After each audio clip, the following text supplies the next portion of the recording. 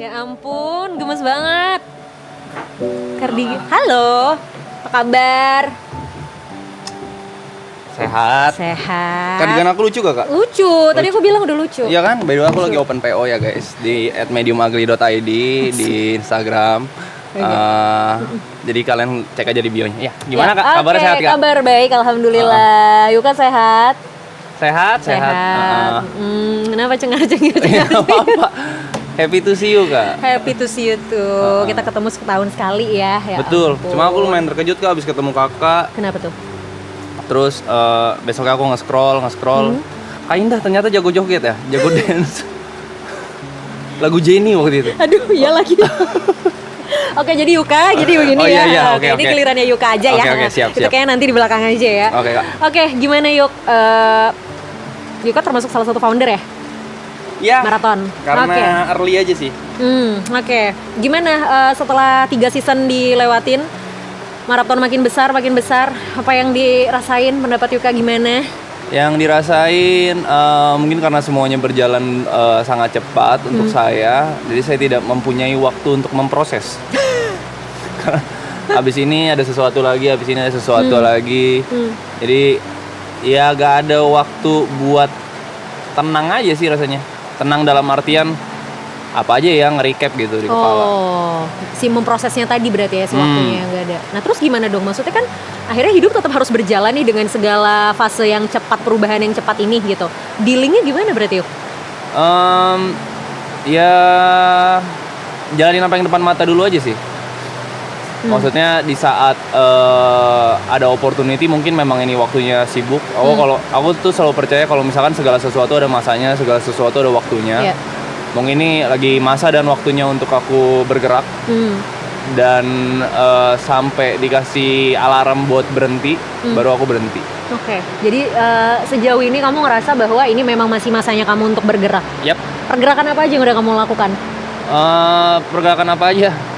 Maraton 1, 2, 3 kan aku terinclude ya di dalam semuanya ya. Apalagi ketemu sama banyak orang baru, dari aku yang belum mengenal siapa-siapa mungkin, atau yang belum orang belum tahu aku di showbiz.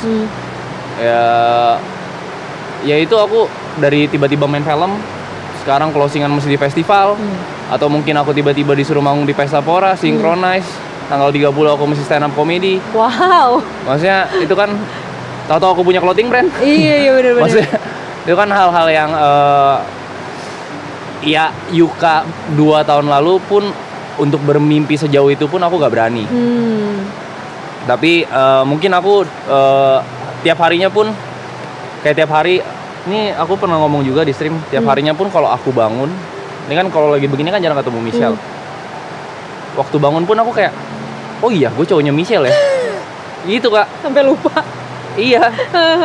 Mungkin karena ini hidup yang nggak pernah aku bayangkan aja. Jadi tiap hari aku mungkin masih banyak kagetnya gitu. Karena si prosesnya cepet banget tadi juga ya.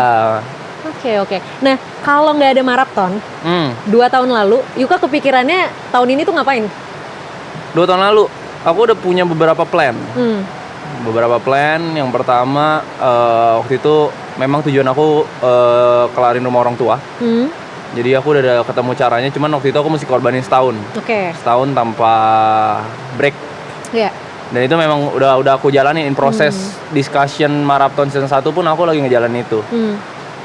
Itu kelar, aku mungkin ada beberapa opsi hidup tenang yang tadi aku bilang. Menghilang ke luar negeri atau apa, aku nggak tahu. Atau mungkin aku ke daerah ngumpulin duit secukupnya terus aku kuliah, habis itu jadi guru, I don't know. Atau mungkin kalau misalkan aku gak kuat, asuransi jiwa. Hanya 2 opsi itu. Exit plan-nya. Oke. Nah berarti kan dengan kamu yang berharap tadinya planningnya untuk hidup tenang, otomatis dengan 3 season ini hidupmu tidak tenang dong, dengan segala exposure dan spotlight yang kamu dapat, ya nggak sih? Ini positif way ya. Oke. Nah terus gimana berarti? Maksudnya ini kan sesuatu yang sebelumnya tidak ada di planning gitu loh. Terus gimana? Aku ngerasa ini bukan sebuah kebetulan sih, tapi mungkin kehadiran aku di spotlight yang ini on the bright side mungkin kehadiran aku menolong banyak orang tanpa aku sadarin. Yeah. Karena menurut aku hal-hal seperti ini yang tiba-tiba datang ke aku tanpa aku perjuangkan dengan niat buruk, tanpa aku perjuangkan dengan menjatuhkan orang lain. Yeah. Aneh rasanya kalau misalkan tanggung jawab yang sebesar ini dikasih ke aku, kalau misalkan nggak ada impact buat orang lain. Wow. Apa hal yang mungkin menurut kamu kerasa gitu akhirnya impactnya ke orang lain after tanggung jawab ini kamu dapetin? Udah pasti ke orang tua ya, orang terdekat dulu. Yeah. Terus sedikit banyak aku membantu teman. Sedikit banyaknya aku meringankan beban mungkin para kru. Sedikit banyaknya mungkin kehadiran aku itu bisa menjadi menjadi rest area untuk beberapa orang. Mungkin untuk para talent, untuk para orang yang bertemu aku nggak tahu juga. Atau mungkin orang yang mendengar aku berbicara melihat ada oh bisa ya seperti itu ya, oh ada pemikiran seperti ini ya, dan lain segala macam. Aku berharapnya sih impact positif itu, tapi aku nggak tahu sampai mungkin ada seseorang yang kasih tahu aku gitu. Cuman ya harapan aku seperti itu sih. Oke. Tapi pernah ada di titik dimana kamu ngerasa capek nggak sih ngejalanin ini semua? Yuk. Beberapa tahun lalu kah atau tahun ini? Kapan pun? Capek mah banyak kak. Karena aku memang Kita tahun lalu ketemu pas kamu lagi capek nggak sih? Iya kan? Betul. Kamu duduk dan kamu bilang lagi capek. Yes. Oke. Capek pasti ada. Cuma belakangan ini, beberapa tahun belakangan ini, capeknya aku tuh tidak menuju kepada rasa putus asa. Capaian ini mungkin aku cuma perlu tenang. Aku cuma perlu sendiri. Aku cuma perlu take a break. Jadi capeknya ini menurut aku capek yang berkualitas. Kalau dulu tuh capeknya mungkin destruktif. Seperti itu sih kalau aku. You kan ini basically introvert ya? Awalnya ekstrovert, cuma gara-gara COVID jadi introvert. Oh gitu? Iya. Tadinya aku social butterfly. Cuman mungkin lebih membatasi karena aku ngelihatnya tuh gak semua orang suka impact yang besar. Dalam artian kalau aku terlalu andil dalam banyak hal, maupun itu baik atau buruk, orang gak bakal suka. Jadi aku lebih banyak menahan diri, mencoba memproses bagaimana output yang mau aku kasih untuk membatasi kecewanya aku. Dan maksudnya maraton ini kan dimulai after COVID ya? Ya nggak sih? Ya kan, after COVID. Berarti kan lagi mode kamu juga mode on-nya tuh si introvertnya kan sebenarnya. Ada kesulitan nggak ketika kamu harus masuk ke maraton yang dimana kamu ketemu banyak orang, ketemu public bintang tamu, public figure atau siapapun, itu kan juga kamu harus ada socialize juga nih ke mereka gitu. Ada kesulitan nggak? Kesulitannya mungkin kalau ketemu bintang tamu dan banyak orang baru, udah enggak sih, karena aku udah memiliki sebuah konsep atau sebuah sistem di kepala aku. Yang pertama, bagaimana cara membatasi kecewa tersebut. Yang kedua, bagaimana meng-approach orang. Yang ketiga, gimana caranya biar orang tuh setidak-tidaknya gak benci sama aku. Tidak terlihat annoying gitu. Karena memang itu proses yang panjang yang aku alamin dulu.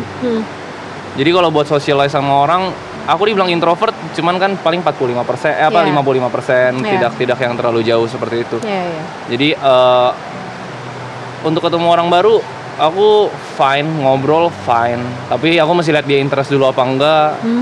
Jadi banyak indikator-indikator dalam aku nge-approach orang gitu. Karena aku memang tertarik sama manusia sih kak. Kamu cukup observe ya orangnya ya? Observe. Aku tertarik sama manusia karena kenapa ya dia berpikiran seperti ini, kenapa dia berpikiran seperti itu. Jadi penasaran sama faktor-faktornya aja. Dan maraton ini menurut kamu menjadi salah satu hal yang membantu kamu untuk akhirnya semakin observe dan memahami orang lain gak sih? Yes, tapi di showbiz kan banyak yang ditutupin. Yes. Nah itu gimana tuh? Ya banyak. Maksudnya kalau sekali pertemuan menurut aku belum bisa banget belum dinilai bisa ya? banget, cuman bisa kita lihat surface-nya lah, atau sosok seperti apa yang ingin dia tunjukkan. Bukan berarti itu hal buruk ya, maksudnya kan kita ketemu orang lain juga pengen menunjukkan sisi apa nih yang kita pengen kasih lihat dalam 2 jam, 1 jam. Iya betul. Gitu. Dan setiap orang kan punya topengnya masing-masing ya. Betul. Apalagi ketika baru pertama kali ketemu sama orang lain, ya gak sih? Oke. Waktu pertama kali kamu menginisiasi salah satu orang yang menginisiasi maraton ini, pernah kebayang nggak sih maraton akan sebesar ini sampai tempat sebesar ini? Aku tidak menginisiasi, aku lebih jadi saksi aja sih. Oke. Jadi aku ngeluh, aku BU karena yang tadi aku bilang. Iya. Terus si Mas bilang gue gabut 1 minggu, si Jod bilang oke, gue punya proposal. Terus kayak, ini jadi sesuatu gitu. Gitu. Terus sebenarnya awalnya juga dari dalam tanda kutip keisengan ya, bukan hal yang maksudnya kayak beneran direncanain banget gitu. Yes, ini sesuatu hal yang random aja. Apakah aku expect bakal sebesar ini? Tidak, udah pasti. Tapi mungkin mereka ya orang-orang lama di showbiz ya.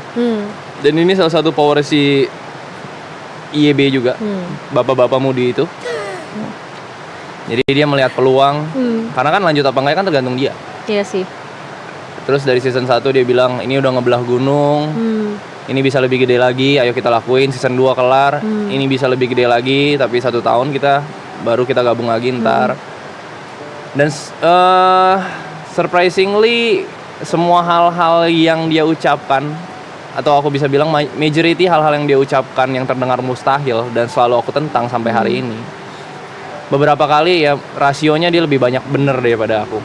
Walaupun terdengar terlalu optimis. Oke, nah itu gimana kamu ngadepin orang-orang yang maksudnya secara logika dan realistisnya mungkin kayaknya enggak deh gitu, terlalu optimis gitu. Maksudnya kan kamu akhirnya harus berhadapan dengan orang-orang kayak gitu in this past 3 years gitu loh, dengan intense ya gitu. Berarti gimana? Menariknya, selain optimis, menurut aku salah satu kelebihan dari teman-teman aku ya yang bekerja atau yang berkebalikan sama aku kan termasuk orang yang pesimis lah, bisa dibilang. Aku ngelihat banyak faktornya dulu, seperti ini, seperti itu, baru aku bekerja. Banyak ya. Kelebihan orang optimis yang nggak peduli sama hal-hal tersebut adalah mereka bakal tetap jalan, either way. Gas aja dulu. Yes. Dan kalau misalkan itu pun gagal, mereka nggak pikirin gitu. Mereka bakal move on to the next one. Mereka bakal bikin sesuatu lagi dengan mindset optimis itu. Jadi walaupun kegagalan after kegagalan, mereka gak jalan di tempat. Perbedaannya kalau misalkan mungkin aku gak bisa untuk melangkah aja tuh, aku stuck di tempat gitu. Aku memikirkan banyak kemungkinan yang mungkin sebenarnya belum tentu terjadi juga gitu. Tapi akhirnya setelah mengenal mereka ini nih, para member, mengubah sedikit banyak sudut pandang Yuka terkait hal itu nggak? Mungkin kalau lagi work as a group, aku bakal tetap jadi orang yang pesimis. Oke. Karena aku rasa kalau semuanya orang optimis, nggak bakal ada safety belt di mobil. Tetap butuh rem ya? Mungkin aku bakal selalu memberikan banyak perspektif. Ini loh kemungkinannya, ini loh kemungkinannya, ini loh kemungkinannya. Walaupun ya aku takutnya karena terlalu optimis, kita jadi gak ngelihat kemungkinan-kemungkinan buruk yang andai kata kita mesti tanggung gitu. Setuju. As a person tapi? As a person, dibilang optimis juga gimana ya? Aku day by day sih, Kak. Oke. Aku gak yang planning jauh orangnya. Yeah. Jadi lebih kayak oke, yang mesti dilakuin hari ini apa, tapi kita punya purpose gitu. Purpose-nya mau seperti apa. Cuman aku yakinnya kalau misalkan kita punya mimpi atau kita punya harapan gitu ya, kalau misalkan memang kita lakuin setiap hari sebaik-baiknya, kita bakal nemu jawaban sebelum ada soalnya sih. Wow, mantap. Kalau emang kamu ternyata orangnya day by day ya gitu. Ini kan besok udah selesai, maksudnya tanggal 20 udah festival ya. The day after festival 21, mau ngapain? Aku ada podcast, Kak, ada jadwal. Udah ada jadwal dia, luar biasa loh. Tapi tadi kan banyak banget akhirnya yang dilakuin ya, maksudnya punya clothing line lah, punya punya banyak hal-hal yang akhirnya dilakuin after marathon ini gitu. Nah itu jadi salah satu yang sudah terplanning belum, after marathon ini mau ngapain kamu? After marathon ini mau ngapain ya? Lebih melihat opportunity dan probabilitasnya aja sih, Kak. Oke. Jadi dengan hari yang aku punya atau dengan waktu yang aku punya, yang mana yang bisa aku fokusin dan mana opportunity yang aku punya. Oke. Jadi aku bakal melihat opportunity dulu, ketersediaan waktu, sama apa yang menurut aku baik. Baru aku diskusi sama orang-orang terdekat, sama mindset aku seperti apa dan apa yang bikin aku happy. Baru aku bisa bikin plan. Kalau sekarang kan terlalu ngawang ya, habis maraton mau ngapain gitu. Sedangkan aku belum tahu probabilitasnya apa nih, opportunity-nya apa nih. Betul. Berarti sebenarnya kamu juga nggak ngoyo untuk harus yang ini dulu, abis itu yang ini, jalannya harus kayak gini, enggak ya? Benar-benar lihat opportunity yang ada nanti apa. Betul. Banyak ini sih Kak, menurut aku. Ya, nggak mesti 2 tambah 2 sama dengan 4 hidup itu. Tapi kadang pertanyaannya adalah berapa tambah berapa yang hasilnya 4. Ya kita bisa 3 tambah 1, kita bisa 2 kali 2. Ya banyak jalan aja sih. Setuju. Good luck ya Yuk. Seneng banget bisa ngobrol sama Yuka.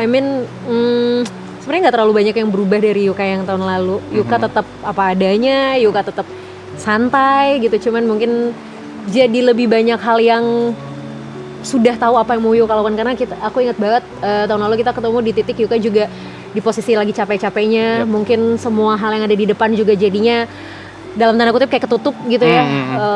Dan pelan-pelan bangkit, dapetin semua proses yang juga jadinya lebih besar bareng sama member-member yang lain. Good luck Yuka.